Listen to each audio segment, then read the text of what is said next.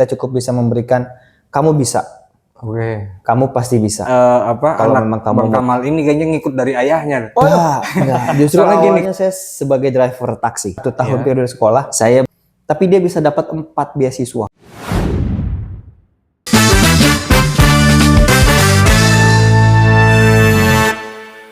Oke, assalamualaikum warahmatullahi wabarakatuh. Kembali lagi di channel Kang Desa Studio ya. Pada kesempatan ini Kang Desa kedatangan tamu yang cukup inspiratif ketika kita sharing sebelumnya bahwa beliau meskipun secara pekerjaan, mohon maaf ya Bang ya, sebagai seorang driver, akan tetapi dia tidak merasa tidak melunturkan semangatnya sehingga dia dengan tanggung jawab di rumah sebagai seorang ayah, dia mendidik salah satu anaknya yang pertama Bang ya. Iya, pertama. Yang pertama itu sampai ke luar negeri. Sekarang kuliah Bang ya. Untuk ceritanya seperti apa, ada beberapa nanti poin-poin yang cukup inspiratif buat teman-teman semuanya di channel Kang Desa. Kita akan tanyakan langsung nih Bang. Bang, selamat datang Bang. Terima kasih Bang Irfan yang udah nggak apa disebut. Nggak apa-apa. Oh, saya takut nggak apa-apa kita aman ya. Free, aman ya. Oke. Makasih buat Bang Irfan udah ngasih saya kesempatan waktu dan juga bisa berbicara di sini. Mudah-mudahan bisa memberikan inspirasi buat siapapun nanti yang audiensnya Bang Irfan di sana. Siap. Jadi inti poinnya adalah alhamdulillah salah satu anak saya memang sudah berkuliah di luar negeri, tepatnya di Kanada, di Universitas British Columbia. Oh, British Columbia. Ya, UBC itu dia nomor 2 terbaik di Kanada. Nomor 1-nya Toronto. Top. Saya patut berikan aplaus buat Bang Kamal. Alhamdulillah. Itu gimana Bang ceritanya bisa sampai ke sana itu? Sampai ke sana ya. Jadi memang kebetulan pendamping hidup saya, istri tercinta. Alhamdulillah dia yang punya big vision. Oke. Iya, gambarannya, cita-citanya, terus bagaimana dia punya anak-anak ini biar tidak seperti kita, seperti saya dan istri saya, gitu kan. Sampai dengan saat ini kita hanya bisa memberikan support, gitu. Tapi kita memberikan titik berat bahwa anak ini harus lebih dari apa yang kita hadapi sekarang atau yang kita dapatkan sekarang. Gitu. Dengan tekad ya. Dengan tekad, tapi juga dengan support. Support baik itu materi maupun juga dengan semangat gitu kan. Ya sudah digali sih dari jauh-jauh hari. Kalau bicara soal trigger Bang, mungkin kan tujuan niat awal untuk bisa ya tadi katakan bahwa seorang anak itu pasti diinginkan lebih baik daripada orang tuanya. Benar. Nah kemudian apa nih yang menjadi trigger buat si anak biar dia bisa punya semangat yang tinggi, bisa punya etos belajar yang luar biasa gitu. Itu seperti apa Bang? Kalau di rumah itu? Kebetulan kalau di rumah itu mereka sudah disiplin ya. Jadi ibunya ini memang sudah memberikan motivasi-motivasi kecil. Karena mereka adalah laki-laki, di mana di kemudian hari nanti pasti akan jadi tumpuan keluarga. Bagi keluarganya mereka masing-masing, iya kan? Jadi mereka sudah diberikan motivasi untuk mandiri satu, yang kedua untuk berjuang. Ketika mereka menghadapi permasalahan, kita cukup bisa memberikan kamu bisa, kamu pasti bisa. Kalau memang kamu mau berusaha, kalau kamu menyerah sekarang, kamu sudah mundur sekarang, kamu bukan pejuang. Terus kan mungkin sebelum mohon maaf kalau jurusan apa Bang? Jurusan apa? Dia ngambil kebetulan medical engineering. Medical engineering, iya. Luar biasa. Biomedical engineering. Kayaknya masih sangat jarang sekali ya. Ya, kebetulan peluangnya di dalam negeri ya. Betul. Peluangnya juga cukup besar di masa depan. Itu berarti dari kecil memang di-trigger soal kemandirian, kemudian soal kedisiplinan. Ya. Selain itu mungkin di pola-pola pembelajaran itu kayak bahasa Inggrisnya harus dan betul. Itu seperti apa Bang? Betul. Jadi pertama itu ketika di sekolah dasar ya. Sekolah dasar itu kita udah lihat nih dia kemampuannya di mana. Saya dan istri saya sudah melihat kemampuan dia di mana, terus dia bisa beradaptasi cepat itu di bidang apa. Oh. Nah, jadi saya dan istri biasanya memberikan support.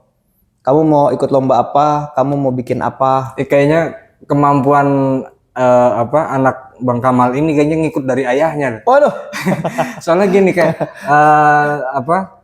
kalau nggak salah ini kan Bang Kamal itu bawa orang Kanada. mancanegara, orang Kanada Oh juga. iya, ya. Sejauh ini saya udah bawa berbagai macam orang luar negeri. Orang luar negeri. Dengan karakter yang berbeda-beda. Terus juga dengan ya namanya bahasa pasti ujungnya bahasa Inggris. Nah ini menarik Bang ya. Iya, iya. Ini gimana Abang bisa waktu dulu atau memang udah kompeten dalam bahasa Inggris itu sejak lahir atau Oh gimana ini? enggak Bang. Saya justru bahasa Inggris itu belajar lewat TV Bang. Lewat TV? Lewat TV. Oh. Saya nggak menempuh jalur formal seperti kursus gitu kan, atau mungkin ikut-ikut les gitu. Saya nggak ikut itu.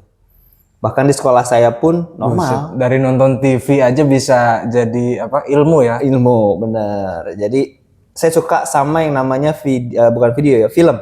Oh film. Film-film luar negeri yang ada subtitlenya. Oh. Gitu. Nah, setelah subtitle itu saya pelajari, kemudian dipraktekkan sehari-hari.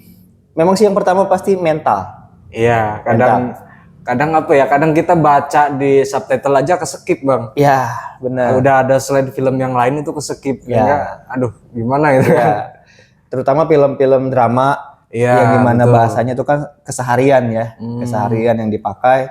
Kayak drama-drama komedi, drama-drama keluarga, itu kan bahasa-bahasa Inggris saya yang biasa normal kita pakai sehari-hari. Sama sekali tidak kursus tidak belajar yang formal katakan seperti itu ya. Nggak belajar formal. Berarti bener-bener otodidak. Belajar dari otodidak, terus mungkin gimana nih pengalaman dari otodidak pembelajaran bahasa Inggris itu kemudian diarahkan dengan posisi Abang yang seorang driver waktu itu gimana? Apa sering memang bawa mancanegara atau gimana? Enggak. Justru awalnya saya sebagai driver taksi. Iya. Saya berkiprah di dunia driver itu pertama kali sebagai driver taksi. Iya. Biru ya khususnya. Jadi di situ sebenarnya saya udah bisa belajar bahasa Inggris. Oh. Saya sudah bisa mengucapkan kalimat, saya sudah bisa merangkai kalimat di sana dan mengerti bahasa Inggris. Tapi saya belum ketemu yang namanya conversation. Tapi itu kan sebelumnya Bang. Boleh tahu nggak saya? Apa tuh? Berapa nilai mata pelajaran bahasa Inggris Bang Kamal waktu sekolah? SMA ada? SMA ya. Saya pernah ikut tes di sekolah itu ada tes ya. Yeah. Pernah ada tes namanya TOEIC, TOEIC. Oh, oke. Test of English Conversation. Ujungnya conversation gitu, saya lupa tengahnya. Itu saya pernah dinilai angka 500 poin. Angka 500 hampir sempurna. Tinggi kan? Ya, hampir sempurna. Oh, berarti emang udah bakat Bang. Karena suka Bang. Oh, karena suka. Dari kecil karena suka. Oh, tapi udah ke-trigger sama itu ya, suka nonton film. Iya, itu dari SD. Dari SD kelas 3, kelas 4 itu saya suka film-film. Akhirnya bertahap SMP, SMA, terus ya itulah di dunia profesi. Dan sampai turun ke anak. Tapi ceritanya sama nggak Bang kalau anak itu? Apa memang beda. Kalau saya kan justru tidak disupport sama orang tua ya. Jadi orang tua itu ketika saya kecil pun mereka hanya bisa memberikan semangat. Oke. Bahkan untuk materi pun mereka nggak bisa sama sekali. Mereka nggak punya kemampuan buat bayar sekolah saya. Tapi di situ saya dapat beasiswa. Oh. Dari SD saya sudah ya mungkin nilai-nilai saya bagus gitu kan, nilai-nilai sekolah saya bagus, di SD sudah ada beasiswa waktu itu, terus di SMP pun saya juga dapat, di SMA mungkin lebih banyak. Oke. Jadi di SMA itu pernah ada guru yang komplain. Kenapa Bang? Di saat upacara diumumkan. Iya. Ini kok bisa ada satu orang siswa dalam satu periode sekolah, 1 tahun periode sekolah, tapi dia bisa dapat 4 beasiswa sekaligus. Bisa dapat 4 beasiswa dari 4 jalur. Dari 4 jalur. Buset. Dan itu baru diketahui ketika sudah selesai. Dan nama saya muncul di situ. Terus yang lain, peserta-peserta yang lain itu gimana? Tidak ada. Jadi beasiswa ini yang pertama dari sekolah dapat. Itu memang tidak secara khusus dibuka. Jadi hanya untuk yang berprestasi saja, Iya. tapi tidak diumumkan. Akhirnya diikut sertakan lah Diikut gitu. sertakan. Salah satu berprestasi. Satu berprestasi. Yang kedua dari jalur aktivitas organisasi. Oke. Dari Rohis waktu itu Oke. ada kayak semacam perkumpulan alumni, terus melihat nilai-nilai yang bagus, terus kepesertaan saya aktif, akhirnya ditarik nama saya buat jadi beasiswa. Kemudian dari organisasi lain juga, kebetulan dari pemuda dan olahraga, Iya. kebetulan saya juga aktif di intra sekolah saat itu, dapat juga saya beasiswa. Bisa sampai 4 loh. Dapat 4. Jadi masing-masing itu yang pertama membiayai 1 tahun sekolah saya, bayaran SPP ya, kalau zaman dulu kan masih SPP. Terus yang kedua saya dapat uang saku tiap bulan dari Kementerian Agama. Terus yang ketiga saya juga dapat akomodasi tiap bulan dari Kementerian Olahraga. Diborong semua guys. Itu saya sempat kaget. Karena di saat diumumkan di satu upacara. Tapi tidak disebutkan nama. Jadi sampai dengan sekarang mungkin masih misteri. Siapa sih orang ini yang dapat beasiswa satu sekolahan tapi dapat 4? Sampai reunian pun belum ada yang belum tahu. Tentu mereka tahu siapa yang dapat. Cuman istri saya doang yang tahu. Oh. Karena kita satu sekolah dulu. Oh gitu. Iya. Apa namanya, cinta lama gitu mungkin ya. Iya, betul. Bertahan. Celebok gitu kan. Cinta lama bersemi kembali. Susah saya menyebutkannya Bang. Gitu Bang. Oke, berarti tadi ya kembali lagi ke anak Bang Kamal tuh yang sampai kemudian titik sekarang sampai di Kanada. Itu gimana Bang kemarin prosesnya itu? Boleh diceritakan Bang? Bisa banget. Jadi yang tadi saya sampaikan, kita tuh melihat bakat mereka di SD. Saya dan istri sudah melihat kemampuan dia di mana di SD itu, terus kita sudah tawarkan kamu nanti di SMP mau ngambil apa, di SMA mau ngambil apa. Iya. Di SMP kamu perkuat keinginan kamu, penguatan basicnya, dasarnya. Misalnya memang kamu sudah diarahkan sama ibunya nih kuliah mau di mana, mau di dalam negeri atau di luar negeri. Itu di SMP sudah didoktrin atau sudah ditanyakan ke anak saya nomor 1. Kemudian istri saya dan saya juga ikut memberikan gambaran ya kondisi di Indonesia itu seperti ini. Iya. Peluang kerja di Indonesia seperti ini, gitu ya. Terus kemudian kalau memang kita mau meningkatkan taraf hidup kita mau lebih maju, lebih sukses, biasanya peluang itu lebih besar ketika kita bisa ke luar negeri. Oke, benar. Gitu kan, banyak jaringan, banyak peluang, kemudian ya siapa tahu bisa memberikan kesejahteraan buat keluarga kan gitu. Dan akhirnya dia memutuskan, ya mah saya akan pergi ke luar negeri nanti. Dan itu sudah dipatok di SMP. Jawaban dari anak itu SMP. Oke. Makanya di SMP itu dia udah banyak ikut lomba-lomba.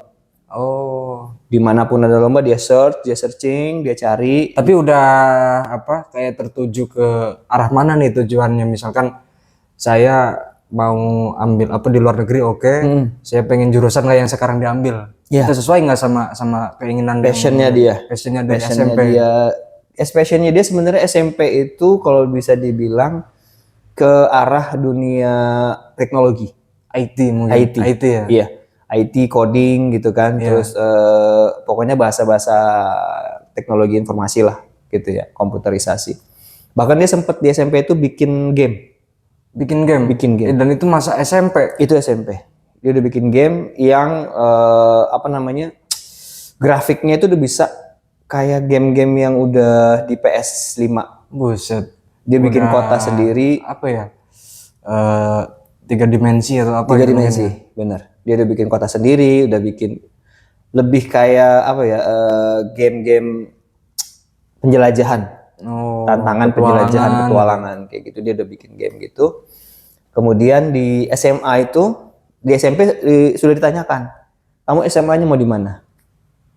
Kalau kamu mau keluar negeri berarti kamu harus ambil ini. Kamu harus ngambil sekolah yang ada support Cambridge-nya 1, karena dia akan ngeling langsung ke luar negeri. Tapi kayak tertata banget ya, kebetulan ya. Iya. Kayak ya susunan tadi dari mulai SMP udah menyatakan saya siap. Iya. Gitu. Karena dia adalah barometer Bang. Oke. Anak pertama dia harus jadi barometer. Iya. Dia harus jadi contoh buat adiknya nih, karena ada 2 lagi adiknya.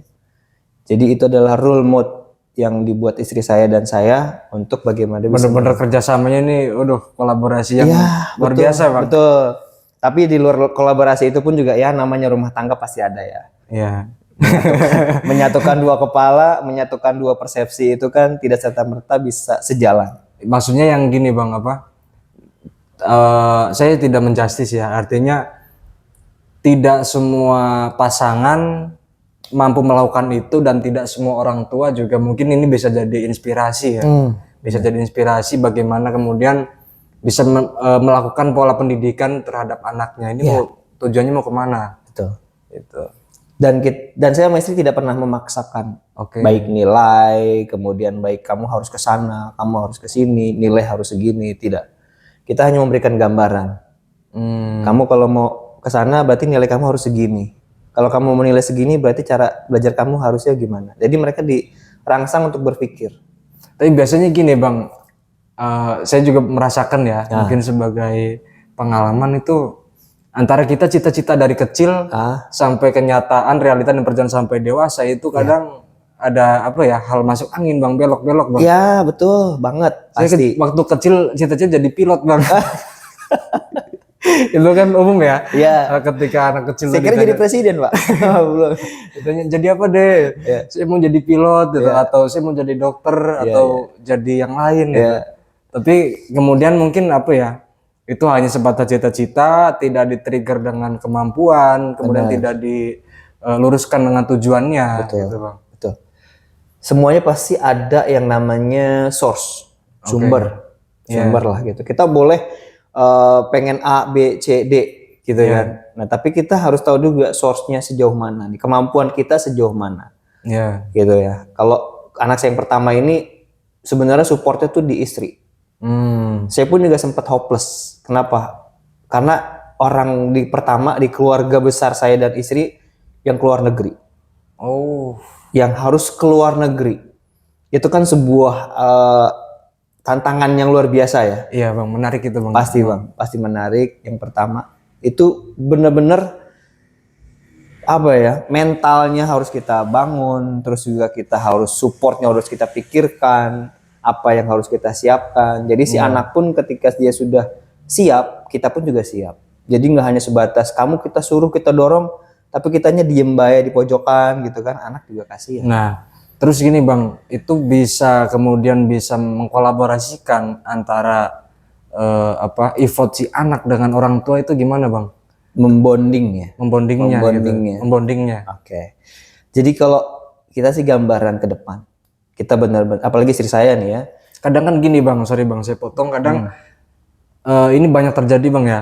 Orang tuanya punya effort, punya kesiapan, si anak tidak, atau sebaliknya, atau si anak siap tapi orang tua tidak siap. Itu kan sering terjadi bang. Iya betul. Makanya di sini penguatan kita secara motivasi, terus juga mungkin secara materi gitu ya. Makanya ya kalau bisa dibandingkan zaman saya dulu dengan sekarang ini, saya berkaca kepada kemampuan orang tua saya. Gitu ya. Mungkin saya dulu kecil punya kemampuan yang luar biasa. Saya punya banyak prestasi yang luar biasa gitu. Tapi ketika orang tua tidak mampu, ya sudah, hanya sebatas itu gitu. Mungkin anak Bang Kamal ini terpacu juga, orang tua saya ini pasti mampu gitu. Iya. Saya juga pernah sering cerita lah sama dia gitu kan. Dulu saya kecil begini, saya sekolah begini gitu. Terus akhirnya dia juga termotivasi. Oh, orang tua gue ternyata punya prestasi juga gitu ya. Tapi mungkin keuangan orang tuanya tidak seperti yang dia rasakan sekarang. Gitu kan. Nah, kenapa saya dan istri bisa support dia sedemikian rupa? Karena satu sisi saya dan istri pun juga punya semangat, punya tekad.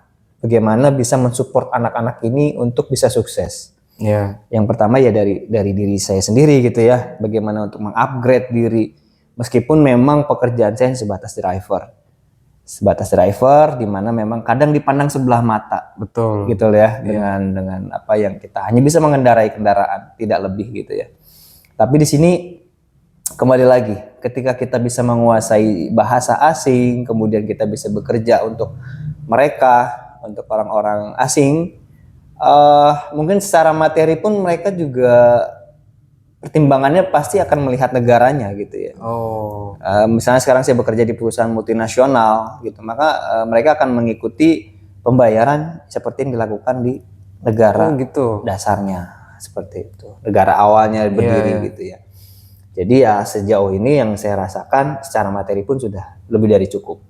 Tapi basic dasar ya tadi ya kemampuan bahasa, multitasking, kemudian pola komunikasi yang benar enak gitu ya. Iya. Memang struggle ya kalau bisa dibilang kehidupan itu kan tidak ada yang tahu. Betul. Ya kan? Kita pengennya sih selalu enak, pengennya selalu bagus, selalu baik gitu ya. Tapi ketika kita punya kemampuan tadi yang di atas rata-rata, ya kalau dalam tanda petik bisa dilihat lah seberapa besar sih driver, seberapa banyak sih driver yang bisa menguasai bahasa asing. Nah itu bang, gitu kan. Ketika kita tidak menguasai bahasa asing ya paling kita hanya stuck di kalangan lokal. Oh iya. User lokal lah gitu. Atau ya. Dalam negeri. Dalam negeri gitu kan. Sedangkan kapasitas kemampuan, mohon maaf sebelumnya bos-bos dalam negeri ini kita sudah bisa lihat. Apalagi kalau untuk hitungan secara pribadi itu mungkin ya bisa kita takar lah berapa sih penggajian yang diharapkan gitu ya. Tapi ketika kita sudah bisa mengeksplor diri, kita beranikan diri untuk kecemplung di dunia multinasional, di mana bahasa Inggris adalah sebuah kewajiban yang harus dikuasai. Ya di sisi lain pun materi juga akan mengikuti. Oh, gitu. Berarti jangan kejar materinya dulu. Jangan kejar materi, ilmunya, kemudian pengetahuannya gitu. Pengetahuan juga, ya pengalaman juga cukup. Pengalaman juga. Iya. Ya itu perjalanan tadi Bang Kamal kan cerita dari zaman apa? Jadi driver di taksi. Iya. Gitu kan. Di taksi pun saya baru memberanikan diri itu ketika dapat customer orang asing. Karena dalam pikiran saya saat itu saya nggak akan pernah bisa maju kalau saya hanya bisa memendam kemampuan saya. Oke. Awalnya pun saya takut bang. Iya. Untuk komunikasi dengan orang asing tuh takut. Ini udah sesuai belum nih kemampuan saya? Iya, takutnya salah. Iya. Takutnya saya ngucap tapi mereka nggak paham, ya kan? Terus ketika saya ucapkan mereka nggak ngerti pun akan jadi permasalahan kan gitu. Tapi dalam hati saya saat itu kalau saya nggak coba, kapan lagi saya mau mengembangkan diri? Padahal saya mampu. Iya. Gitu. Tapi sempat ada kecemburuan nggak bang? Misalkan antar driver itu nih orang sekelas driver aja sok-sokan sih. Oh banyak bang. Jadi pernah saya pengalaman ya masuk ke rental di mana di situ memang drivernya cukup banyak. Yeah. Karena kita menunggu untuk ditempatkan. Nah, biasanya tuh saya ketika di interview sama mereka atau HRD ini, ketika mereka tanya apakah saya bisa bahasa Inggris, saya tidak pernah bilang saya bisa bahasa Inggris. Oke. Tapi langsung saya jawab dengan bahasa Inggris. Bukan saya bilang, iya saya bisa bahasa Inggris. Saya tidak begitu. Jadi ketika mereka, apakah Bapak bisa bahasa Inggris? Saya akan jawab dengan bahasa Inggris dan menjelaskan diri saya dengan bahasa Inggris. Gimana ada mungkin contoh sedikit bang? Contohnya misalnya gini kan. Pernah saya diinterview sama HRD gitu. Apakah Bapak bisa bahasa Inggris? Yes, of course. I can speak English well. Also, you know, my name is Kamaluddin. Memperkenalkan diri. Yes, introducing myself. My name is Kamaluddin. I'm 40 years old. I have 3 kids and have one wife. And at this time, I'm working with this agency. And then, keterusan itu. Dan dia bukannya bertanya lagi, malah terkesima. Gitu kan yang gue tanya bisa bahasa Inggris tapi dijawab dengan bahasa Inggris. Jadi dengan jawaban itu nggak perlu dengan jawaban iya. Itu langsung ini kurang ajar, ini orang ngeprank gue nih. Iya. Jadi mereka udah tahu kemampuan kita lewat bahasa Inggris yang kita sampaikan gitu. Nah, ketika mereka sudah paham, oh kemampuan saya udah di atas level rata-rata. Nah, disitulah akhirnya nama saya muncul di permukaan. Permukaan mana, Bang? Permukaan air yang tenang. Jadi di antara 20 atau 30-an driver yang standby, mereka akan membuat list. Oh, ini dia bisa bahasa Inggrisnya. Oh, dia bisa tapi tidak bisa komunikasi. Oh, dia bisa, tapi hanya bisa menulis. Tapi ketika kita bisa semuanya aktif maupun menulis itu kita lebih di ini lagi, lebih di atas lagi.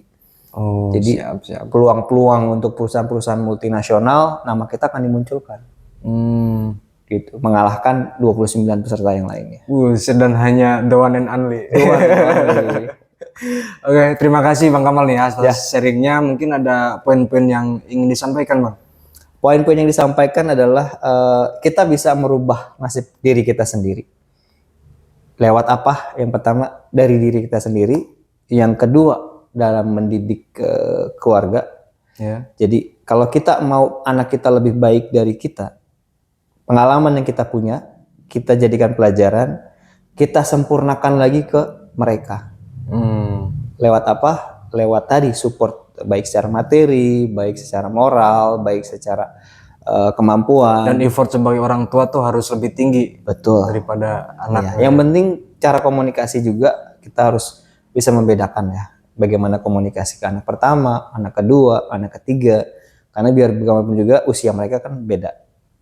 Di situ mereka juga harus bisa, kita harus bisa nih menyampaikan komunikasi dengan usianya mereka masing-masing sehingga mereka masuk gitu dan mengerti apa yang kita inginkan. Terus dengan apapun posisinya mungkin kita tidak boleh minder ya Bang ya? Iya betul. Apapun posisinya, yang penting kita diniatkan dengan niat belajar dimanapun tempatnya, anggap sebagai pengalaman. Betul. Itu Bang ya? Betul. Oke, terima kasih Bang Kamal. Sampai jumpa kembali. Sama-sama Bang Irfan. Ya, inilah obrolan dengan kita malam hari ini dengan teman saya yang cukup inspiratif, ini Bang Kamal. Terima kasih atas waktunya Bang Kamal. Sama-sama Bang Irfan. Dan buat teman-teman di channel Kang Desa Studio, jangan lupa untuk nonton sampai selesai. Oke, terima kasih. See you next time and ciao. Terima kasih. Assalamualaikum warahmatullahi wabarakatuh.